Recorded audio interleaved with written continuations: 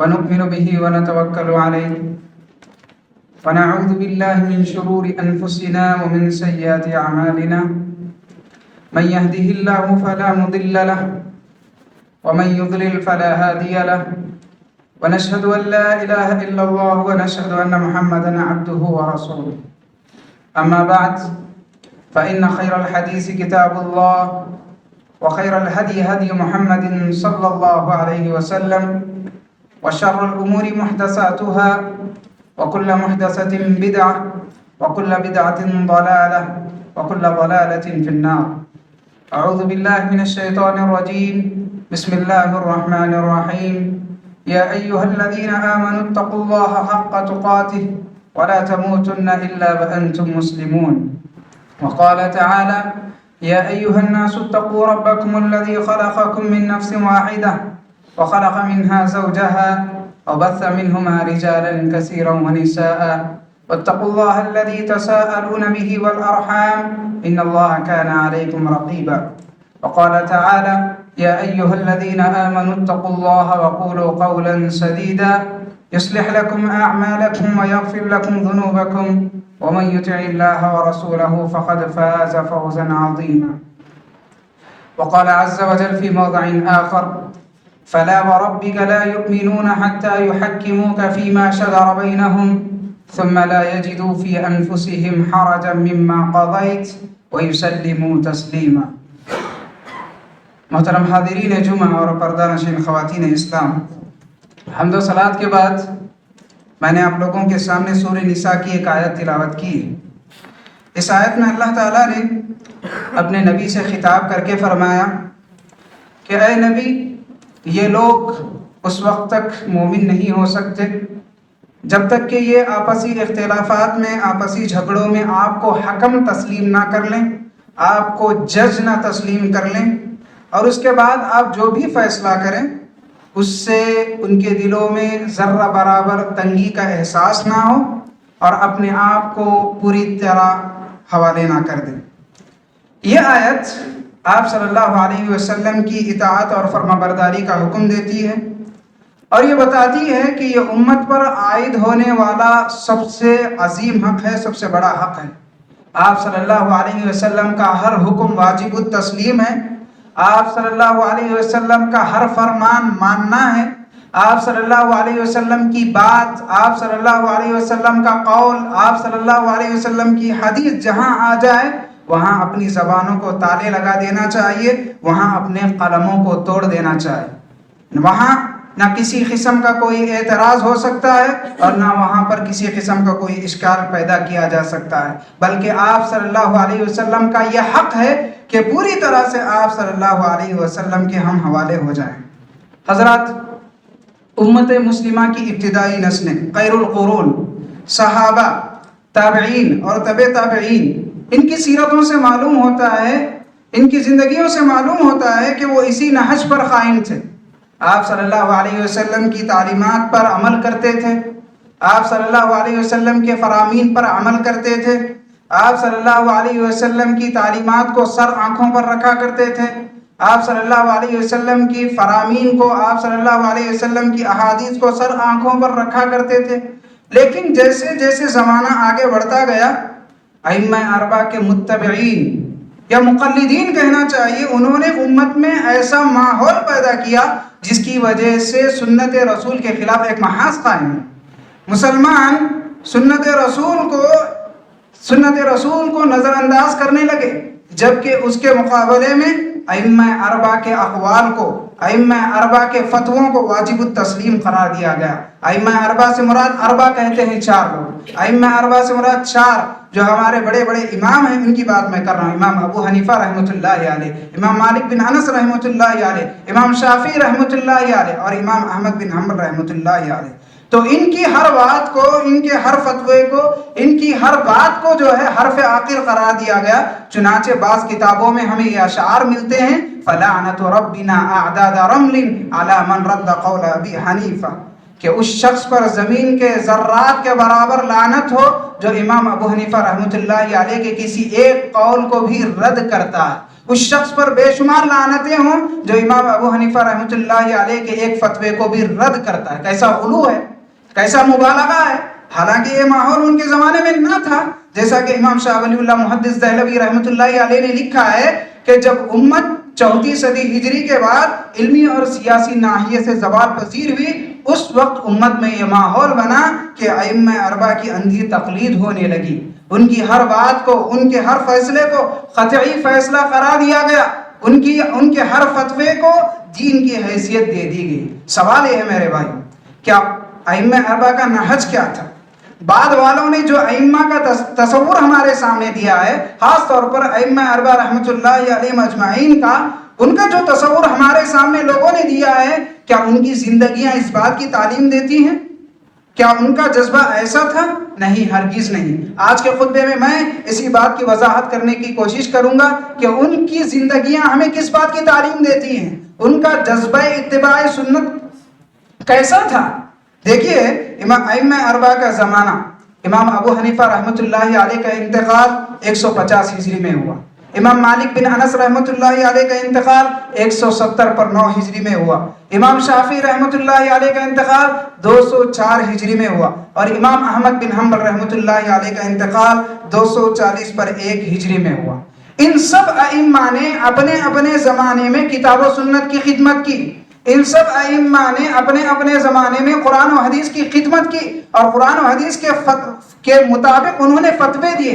ہاں، ان کے بعض فتوے ایسے ہیں جو خلاف سنت جاتے ہوئے نظر آتے ہیں، بعض فتوے ایسے ہیں جو خلاف سنت جاتے ہوئے نظر آتے ہیں۔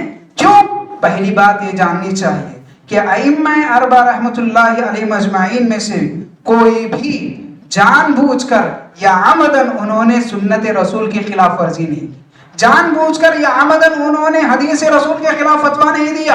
امام ابن تیمیہ رحمۃ اللہ علیہ نے اپنی ایک مایہ ناز کتاب رفع الملام عن ائمۃ الاعلام میں انہوں نے وہ اسباب ذکر کیے ہیں، وہ ریزن ذکر کیے ہیں جن اسباب کے پیش نظر ائمہ اربعہ رحمۃ اللہ علیہ اجمعین کے بعض فتوے حدیث رسول کے خلاف گئے ہیں۔ سب سے پہلی اور بنیادی بات انہوں نے یہ لکھی ہے کہ انہوں نے، یعنی ائمہ اربعہ رحمۃ اللہ علیہ اجمعین نے آمدن اور جان بوجھ کر حدیث رسول کے خلاف فتویٰ نہیں دیا۔ ہاں، اگر کسی امام کا فتویٰ حدیث رسول کے خلاف گیا ہے، اگر کسی امام کا قول حدیث رسول کے خلاف گیا ہے، تو اس کی سب سے بڑی وجہ یہ ہے کہ بسا اوقات امام صاحب تک وہ حدیث نہ پہنچی ہو۔ اس لیے کہ میرے بھائیوں، تدوین حدیث کا جو زمانہ ہے، حدیثوں کو جو جمع کرنے کا جو زمانہ ہے، وہ 3 اور 4 صدی ہجری کا ہے، اور اس سے پہلے حدیث باقاعدہ مدون نہ ہونے کی وجہ سے، حدیث باقاعدہ ایک جگہ جمع نہ ہونے کی وجہ سے، حدیث باقاعدہ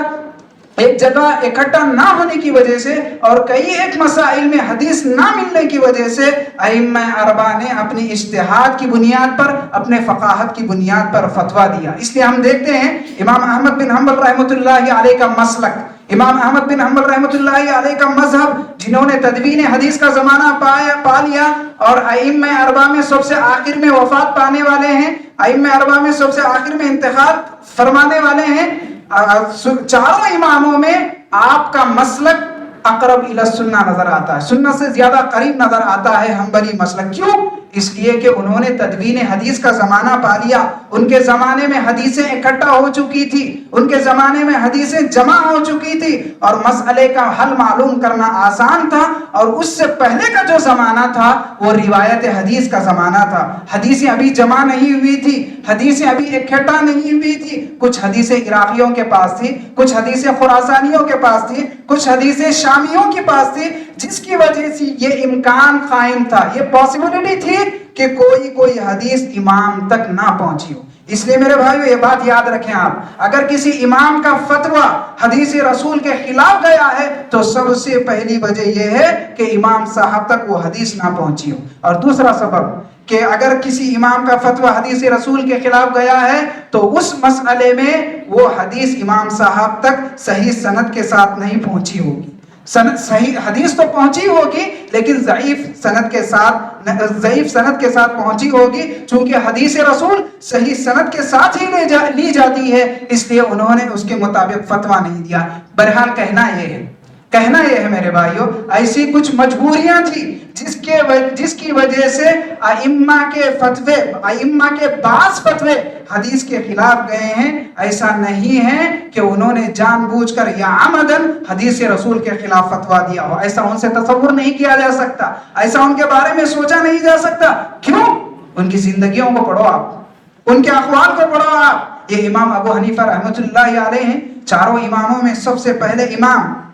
فقہ حنفی کی کتاب حاشیۃ ابن العابدین میں کہتے ہیں اذا صح الحدیث فهو مذہبی، کہ کسی بھی مسئلے میں کسی بھی مسئلے میں صحیح حدیث آ جائے تو وہی میرا مسلک ہے۔ کتنا انصاف ہے، دیکھیں امام ابو حنیفہ رحمۃ اللہ علیہ کے پاس کہہ رہے ہیں کسی بھی زمانے میں کسی بھی مسئلے میں اگر صحیح حدیث آ جائے وہی میرا مسلک ہے۔ اور ایک جگہ فرماتے ہیں اذا وجدتم کلامی یخالف کلام رسول اللہ صلی اللہ علیہ وسلم فاضربوا بکلامی الحائط، جب تم دیکھو کہ میرا فتویٰ، امام ابو حنیفہ رحمۃ اللہ علیہ فرما رہے ہیں جب تم دیکھو کہ میرا فتویٰ، میرا فرمان، میرا قول حدیث رسول سے ٹکرا رہا ہے، حدیث رسول سے ٹکرا رہا ہے، تو میرے فتوے کو دیوار پر دے مارو، میرے فتوے کو چھوڑ دو۔ اس سے بڑا انصاف کیا ہو سکتا ہے؟ آج غور کیجئے، انہی امام صاحب کی تقلید کرتے ہوئے ہمارے بھائی کتنی حدیثوں کو نظر انداز کر دیتے ہیں۔ ان اقوال کی روشنی میں آپ مجھے بتائیں کیا امام صاحب اپنی اس مخلدین کے رویے سے خوش ہوں گے؟ ہرگز نہیں۔ امام صاحب کا انصاف دیکھیے، ایک مرتبہ اپنے شاگرد امام ابو یوسف سے کہتے ہیں، کیا کہتے ہیں؟ یا یعقوب لا تکتب کل ما تسمع منی، اے امام ابو یوسف ہر چیز لکھا نہ کرو، ہر چیز لکھا نہ کرو، میری ہر چیز لکھا نہ کرو۔ فإنی علی الرأی اليوم واترکہ غدا، آج میرا ایک فتویٰ ہے، آج میری ایک بات ہے، آج میرا ایک قول ہے، کل میرا وہ فتویٰ بدل سکتا ہے۔ وعلی الرأی غد واترکہ بعد غد، اور کل میرا ایک فتویٰ ہو سکتا ہے، کل میری ایک رائے ہو سکتی ہے اور پرسوں وہ میری رائے بدل سکتی ہے۔ کیسا انصاف ہے دیکھیے۔ اور یہی چیز آپ کو نظر آئے گی دوسرے اماموں کے پاس۔ امام مالک بن انس رحمۃ اللہ علیہ، آپ کا حلقہ درس مسجد نبوی میں ہوا کرتا تھا، درمیان درس خبر رسول کی جانب اشارہ کرتے ہوئے کہا کرتے تھے، رسول اللہ صلی اللہ علیہ وسلم کی قبر کی جانب اشارہ کرتے ہوئے کہا کرتے تھے کل یؤخذ من قوله ويرد عليه الا صاحب هذا القبر، کہ دنیا کے اندر ہر شخص کی بات لی جا سکتی ہے، ہر شخص کی بات چھوڑی جا سکتی ہے، دنیا کے اندر ہر شخص کی بات لی بھی جا سکتی ہے، ہر شخص کی بات چھوڑی بھی جا سکتی ہے، سوائے اس قبر والی ہستی کے، کیونکہ آپ کی بات لینی ہی لینی ہے۔ ابن وہب رحمۃ اللہ علیہ فرماتے ہیں، ابن وہب یہ امام مالک رحمۃ اللہ علیہ کے شاگرد ہیں، امام مالک رحمۃ اللہ علیہ کے طالب علم ہیں۔ وہ کہتے ہیں ایک مرتبہ میں امام مالک رحمۃ اللہ علیہ کے پاس تھا، امام مالک رحمۃ اللہ علیہ کے پاس لوگ جمع تھے، تو لوگوں میں سے ایک شخص نے سوال کیا پیروں کی انگلیوں کے خلال کا کیا حکم ہے؟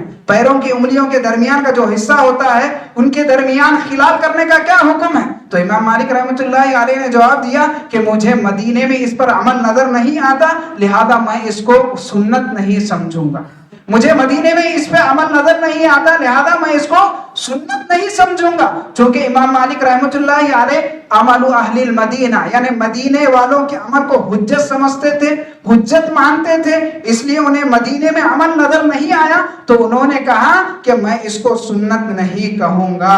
ابن وہب رحمۃ اللہ علیہ کہتے ہیں، جو کہ امام مالک کے شاگرد ہیں، امام مالک کے تلمیذ ہیں، امام مالک رحمۃ اللہ علیہ کے طالب علم ہیں، وہ کہتے ہیں کہ میرے پاس اس مسئلے میں ایک دلیل تھی۔ شاگرد کہتا ہے کہ میرے پاس اس مسئلے میں ایک دلیل تھی، ایک حدیث تھی، اور میں نے مناسب نہ سمجھا کہ میں کچھ بولوں اس وقت تاکہ استاد کو شرمندگی محسوس نہ ہو۔ جب لوگ چلے گئے تو میں نے کہا استاد محترم میرے پاس اس سلسلے میں ایک دلیل ہے، میرے پاس اس سلسلے میں ایک حدیث ہے۔ اس کے بعد وہ حدیث سنائی۔ مستورد بن شداد رضی اللہ عنہ کہتے ہیں اس حدیث میں ہے کہ میں نے نبی کریم صلی اللہ علیہ وسلم کو وضو کرتے ہوئے دیکھا، آپ صلی اللہ علیہ وسلم اپنی اس انگلی سے جو سب سے چھوٹی انگلی ہے اس انگلی کے ذریعے سے پیروں کا خلال کیا کرتے تھے۔ ابن وہب رحمۃ اللہ علیہ نے اپنے استاد کو یہ حدیث سنائی، امام مالک رحمۃ اللہ علیہ کو۔ امام مالک رحمۃ اللہ علیہ نے اس حدیث کو سننے کے بعد کہا کہ زندگی میں آج تک میں نے یہ حدیث نہیں سنی تھی، پہلی مرتبہ یہ حدیث سنی۔ اس کے بعد جب کبھی امام مالک رحمۃ اللہ علیہ سے پیروں کی انگلیوں کا خلال کے بارے میں پوچھا جاتا تو امام مالک رحمۃ اللہ علیہ اس حدیث کی روشنی میں پیروں کی انگلیوں کا خلال کا فتویٰ دیا کرتے۔ कैसे थे हमारे अइम्मा, कैसे थे हमारे उलमा, जान बूझ कर उन्होंने कभी भी हदीस रसूल के खिलाफ फतवा नहीं दिया। इमाम शाफी रहमतुल्लाह अलैह फरमाते हैं, अजमा अल मुस्लिमून अला अन्न मन इस्तबाना लहु सुन्नत रसूलिल्लाह सल्लल्लाहु अलैहि वसल्लम अल्ला यतरुकहा लिक़ौलि अहद। तमाम मुसलमानों का इस बात पर इत्तेफाक है कि अगर किसी शख्स के सामने किसी मसले में हदीस रसूल वाज़े हो जाए, किसी मसले में हदीस रसूल आ जाए, तो उस हदीस रसूल को किसी उम्मती के कौल की वजह से छोड़ना हराम है। और अपनी जगह और अपनी किताबों में कई जगह ये बात लिखी है इमाम शाफी रहमतुल्लाह अलैह ने, इदा सह्हल हदीस फहुवा मज़हबी, कि किसी भी मसले में सही हदीस आ जाए तो वही मेरा मसलक है। इमाम अहमद बिन हम्बल रहमतुल्लाह अलैह अपने शागिर्द से कहते हैं, ला तुक़ल्लिदनी, अपने शागिर्द को खिताब करते हुए कहते हैं, ला तुक़ल्लिदनी वला तुक़ल्लिद मालिकन वल औज़ाई वख़ुज़ मिन हैसु अख़ज़ू, कि तुम ना मेरी तक़लीद करो, ना मालिक की तक़लीद करो, ना औज़ाई की तक़लीद करो रहमतुल्लाहि अलैहिम अजमईन, इनमें से किसी की भी तक़लीद ना करो, बल्कि उन्होंने जहां से कुरान और हदीस लिया है वहां से लो। यह मतलब ये है कि मसाइल वहां से लो जो कुरान और सुन्नत से साबित हैं। किताब और सुन्नत को मियार बनाओ, किताब और सुन्नत को असल बनाओ, किताब और सुन्नत को हुज्जत बनाओ, ना कि हमारे अक़वाल को, ना कि हमारे फतवों को। इन अक़वाल की रोशनी में आप समझ सकते हैं, इन अक़वाल की रोशनी में आप जान सकते हैं कि अइम्मा अरबा का इत्तिबाए सुन्नत कैसा था, और उन्होंने अपने शागिर्दों की तरबियत इसी नहज पर की। उन्होंने अपने शागिर्दों को इख्तिलाफ करने का हक दिया। हमारे अइम्मा ने अपने शागिर्दों को इख्तिलाफ करने का हक दिया और किसी भी मसले में अंधी तकलीद फर्ज ना की। ये इमाम अबू हनीफा रहमतुल्लाहि अलैह के दो मशहूर शागिर्द हैं, इमाम अबू यूसुफ और इमाम मोहम्मद रहमतुल्लाहि अलैह। फिक़्ह हनफी के मुताबिक इन दोनों शागिर्दों ने अपने उस्ताद से 1/3 मसाइल में इख्तिलाफ किया। 1/3 मसाइल यानी 1/3 मसाइल, मतलब ये है मेरे भाइयों, अगर 9000 फतवे हैं तो 3000 फतवों में इन दोनों शागिर्दों ने अपने उस्ताद से इख्तिलाफ किया और कहा कि उस्ताद मोहतरम, हम आपकी बात यहाँ नहीं लेंगे, इसलिए कि यहाँ आपका फतवा, यहाँ आपकी बात हदीस रसूल के खिलाफ जाता हुआ नजर आता है। मिसाल के तौर पर मैं आपको एक मिसाल देता हूँ। इमाम मोहम्मद रहमतुल्लाहि अलैह की एक किताब है अल-मुअत्ता के अंदर इस्तिस्का के सिलसिले में लिखते हैं, बारिश तलब करने के सिलसिले में लिखते हैं कि आप सल्लल्लाहु अलैहि वसल्लम से सलातुल इस्तिस्का यानी बारिश तलब करने के सिलसिले में जो नमाज पढ़ी जाती है, उस नमाज में आप सल्लल्लाहु अलैहि वसल्लम से दुआ के साथ साथ नमाज भी साबित है। जबकि मेरे उस्ताद ये कौन कर रहे हैं, ये कौन कह रहे हैं? इमाम मोहम्मद रहमतुल्लाहि अलैह। किसके बारे में कह रहे हैं? इमाम अबू हनीफा रहमतुल्लाहि अलैह के बारे में कह रहे हैं कि जबकि मेरे उस्ताद अलग से नमाज के कायल ना थे, सिर्फ दुआ के कायल थे, जबकि हदीस बताती है कि आप सल्लल्लाहु अलैहि वसल्लम ने दुआ के साथ साथ नमाज भी पढ़ी है। हदीस से ये बात साबित है, इसलिए मैं अपने उस्ताद के कौल को बाजू रखता हूँ और हदीस रसूल को लेता हूँ। कैसा इंसाफ है मेरे भाइयों इनके दरमियान। ये दरअसल इमाम अबू हनीफा रहमतुल्लाहि अलैह की तरबियत का नतीजा था कि उन्होंने अपने तलामीज़ा की, अपने तलबा की, अपने शागिर्दों की ऐसी तरबियत की थी कि जिस मसले में हदीस रसूल आ जाए वहाँ मेरे मशवरों को मानना नहीं, वहाँ मेरी बातों का मानना नहीं, वहाँ मेरे फतवों को मानना नहीं, वहाँ मेरे अक़वाल को बाजू में रख देना। इसाम बिन यूसुफ अल-बल्खी रहमतुल्लाहि अलैह बहुत मशहूर हनफी आलिम दीन है। इसाम बिन यूसुफ अल-बल्खी रहमतुल्लाहि अलैह बहुत मशहूर हनफी आलिम दीन है और इमाम अबू यूसुफ और इमाम मोहम्मद रहमतुल्लाहि अलैह के शागिर्द हैं। कितने मसाइल में इसाम बिन यूसुफ अल-बल्खी रहमतुल्लाहि अलैह ने फिक़्ह हनफी के खिलाफ फतवा दिया, अपने असातिज़ा के खिलाफ फतवा दिया। फिक़्ह हनफी के मुताबिक रफ़ुल यदैन साबित नहीं है। हम जो रफ़ुल यदैन करते हैं रुकू से पहले, रुकू से उठने के बाद और 2 रकात से उठने के बाद जो हम रफ़ुल यदैन करते हैं, फिक़्ह हनफी के मुताबिक रफ़ुल यदैन साबित नहीं है। लेकिन इसाम बिन यूसुफ बल्खी ने देखा कि रफ़ुल यदैन आप सल्लल्लाहु अलैहि वसल्लम से मुतवातिर अहादीस से साबित है, तो इसाम बिन यूसुफ अल-बल्खी रहमतुल्लाहि अलैह हनफी रहते हुए रफ़ुल यदैन किया करते।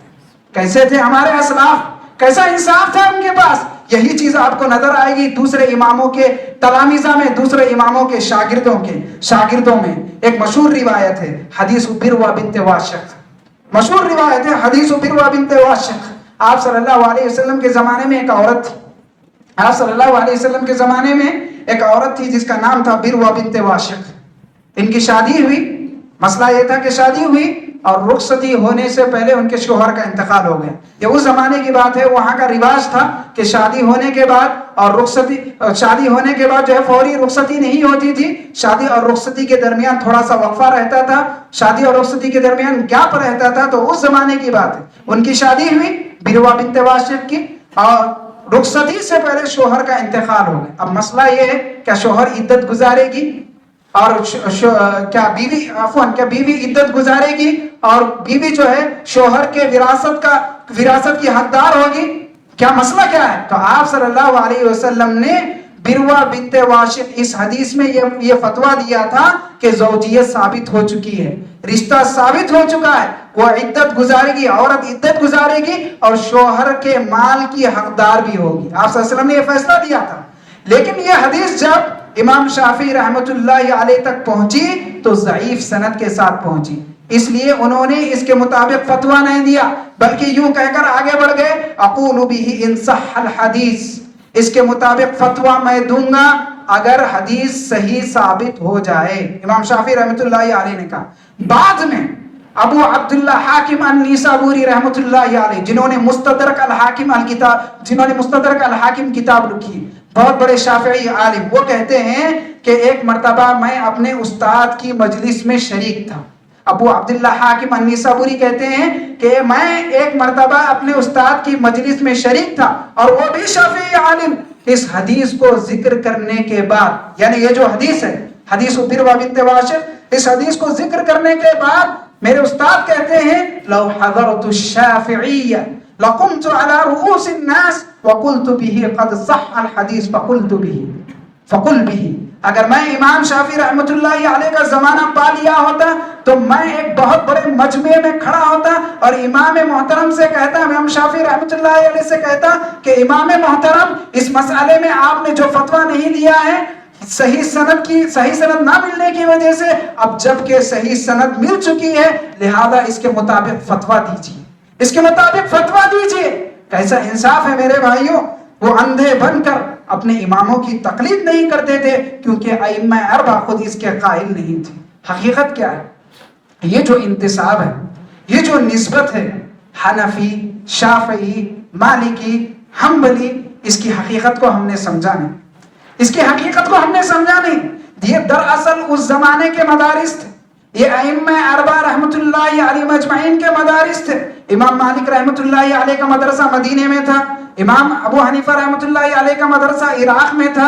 امام احمد بن حنبل رحمۃ اللہ علیہ کا مدرسہ بغداد میں تھا. اور امام شافعی رحمۃ اللہ علیہ کا اپنا ایک مدرسہ تھا. اب جو طلباء, اب جو شاگرد, اب جو وہ طالب علم ان کے مدرسے میں پڑھتے تھے, ان کے اصول پڑھتے تھے, ان کے اقوال پڑھتے تھے, اپنے آپ کو اس مدرسے کی طرف منسوب کرتے تھے.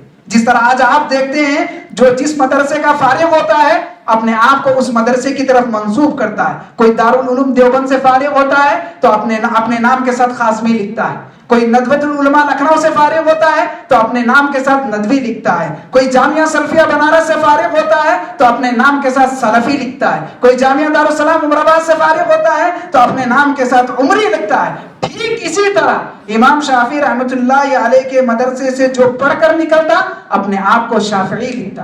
جو امام مالک کے مدرسے سے پڑھ کر نکلتا اپنے آپ کو مالکی لکھتا. جو امام احمد بن حنبل رحمۃ اللہ علیہ کے مدرسے سے پڑھ کر نکلتا وہ اپنے آپ کو حنبلی لکھتا. جو امام ابو حنیفہ رحمۃ اللہ علیہ کے مدرسے سے پڑھ کر نکلتا اپنے آپ کو حنفی لکھتا. یہ حنفی لکھنا, یہ حنفی کہلانا, یہ شافعی لکھنا, یہ حنبلی لکھنا, یہ مالکی کہلانا ہرگز اس معنی میں نہیں تھا کہ وہ اپنے امام کے پیچھے آنکھ بن کر چلا کرتے تھے. وہ اپنے امام کی اندھی تقلید نہیں کیا کرتے تھے. اس لیے آپ دیکھتے ہیں کتنے مسائل میں امام بیہقی رحمۃ اللہ علیہ شافعی عالم ہیں. امام بیہقی رحمۃ اللہ علیہ جو کہ شافعی عالم ہیں, امام شافعی کے انتقال کے بعد کئی ایک مسائل میں کہتے ہیں کہ یہی امام شافعی کا مسلک ہے, یہی امام شافعی کی رائے. حالانکہ امام شافعی کی وہ رائے نہیں ہوتی. امام شافعی کی وہ رائے نہیں ہوتی تھی. جب ان سے پوچھا جاتا, امام بیہقی رحمۃ اللہ علیہ سے پوچھا جاتا, یہ تو امام شافعی کی رائے نہیں تھی. یہ تو امام صاحب کا فتویٰ نہیں تھا، یہ تو امام صاحب کا قول نہیں تھا، پھر جو آپ کہہ رہے ہیں کہ یہ امام شافعی کا قول ہے، اس کا کیا مطلب ہے؟ تو امام بیہقی رحمۃ اللہ علیہ کہتے تھے کہ امام محترم نے یہ نہیں فرمایا اذا صح الحدیث فهو مذہبی، کسی بھی مسئلے میں، کسی بھی وقت، کسی بھی زمانے میں صحیح حدیث آ جائے وہی میرا مسلک ہے، یہی امام محترم کا مسلک ہے، اگرچہ کہ وہ اپنی زندگی میں اس کے قائل نہ رہے۔ حضرات آج ضرورت ہے ائمہ اربعہ کی حیثیت کو سمجھنے کی۔ یہ دین کے شارح تھے، انہوں نے دین کی شرح کی، انہوں نے دین کے احکامات کو آسان بنا کر ہمارے سامنے پیش کیا۔ ان کے مسائل سے استفادہ کریں، ان کے علم سے استفادہ کریں، ان کی عزت کریں، ان کی توقیر کریں، ان کا احترام کریں، اور ان کی شان میں کسی بھی قسم کی گستاخی کرنے سے پرہیز کریں، کیونکہ ان کی شان میں کسی بھی قسم کی گستاخی بہت بڑی گستاخی ہے۔ اہل علم کے نزدیک وہ اچھا مسلمان نہیں ہے، لیکن ان کی عزت، ان کا احترام، ان کی توقیر کرنے کا یہ مطلب نہیں ہے کہ ان کے وہ بعض فتوے جو حدیث رسول کے خلاف گئے ہیں ہم حدیث رسول کو ٹھکرا کر اس کو اپنائیں۔ ایسا نہیں ہونا چاہیے۔ افسوس کی بات یہ ہے کہ امت کی بعد والی نسلوں نے شارح کے بجائے شارح کا درجہ دے دیا۔ یہ ائمہ یہ شارح تھے، دین کی انہوں نے شرح کی، دین کو آسان بنا کے پیش کیا، لیکن ہم بعض لوگوں نے انہیں شارح کا درجہ دے دیا۔ انہیں شین الف لا عین اور شارح کہتے ہیں، دین بنانے والے، دین کو وضع کرنے والے، اور یہ وہ جرم ہے میرے بھائیوں، یہ وہ گناہ ہے جس کو ہم سے پہلے اہل کتاب نے کیا۔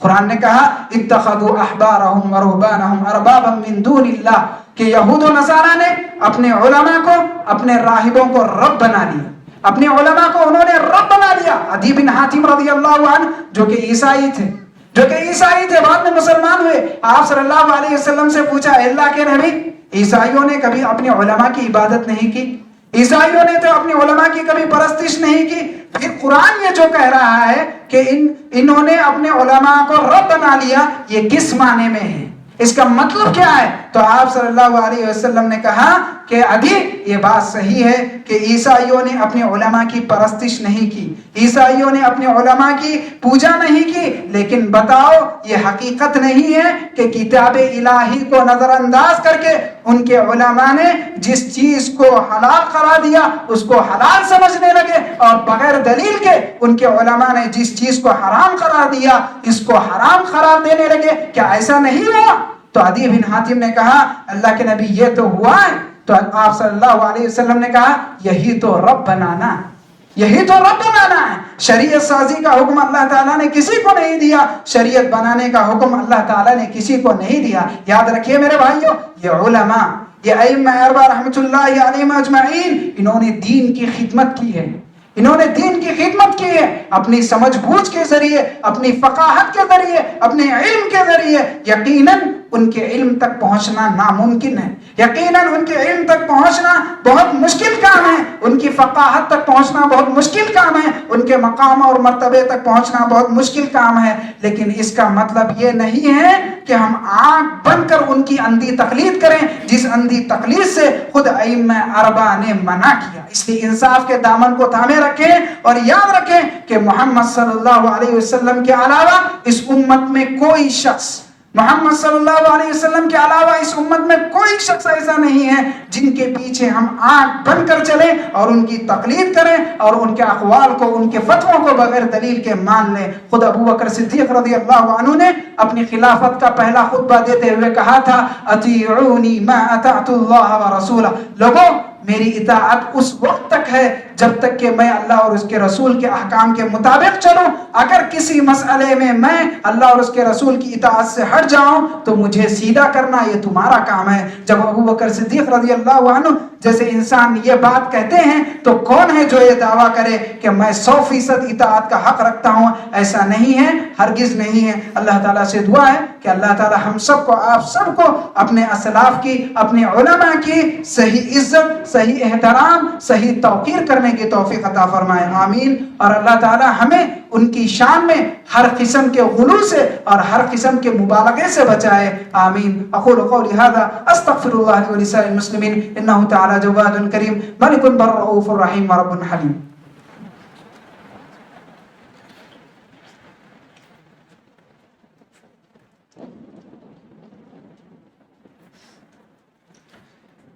إن الحمد لله نحمده ونستعينه ونستغفره ونؤمن به ونتوكل عليه ونعوذ بالله من شرور أنفسنا ومن سيئات أعمالنا من يهده الله فلا مضل له ومن يضلل فلا هادي له ونشهد أن لا إله إلا الله ونشهد أن محمدا عبده ورسوله.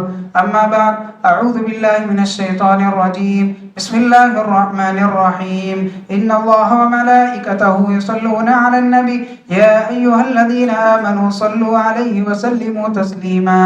اللهم صل على محمد وعلى آل محمد كما صليت على إبراهيم وعلى آل إبراهيم إنك حميد مجيد. اللهم بارك على محمد وعلى آل محمد كما باركت على إبراهيم وعلى آل إبراهيم إنك حميد مجيد.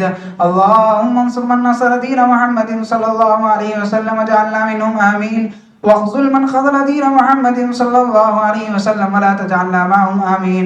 عباد الله رحمني ورحمكم الله إن الله يأمر بالعدل والإحسان وإيتاء ذي القربى وينهى عن الفحشاء والمنكر والبغي يعظكم لعلكم تذكرون. اذكروا الله يذكركم وادعوه يستجب لكم ولذكر الله تعالى أعلى وأولى وأجل وأهم وأتم وأكبر والله يعلم ما تصنعون.